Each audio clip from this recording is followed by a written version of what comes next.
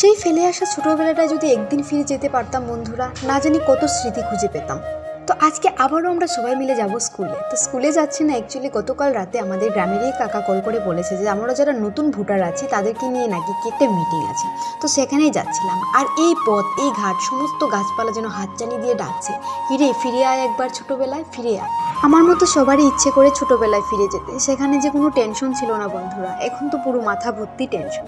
ছোটোবেলায় আমরা মিলে স্কুলে যেতাম, এই পথটা ধরে অনেকটা আনন্দ ছিল বন্ধুরা। হয়তো আমাদের মাঝে এখন অনেকেই নেই, কিন্তু আমরা যারা যারা আছি তারাও কিন্তু আমরা স্কুলের বন্ধু, আমরা একসঙ্গে যেতাম।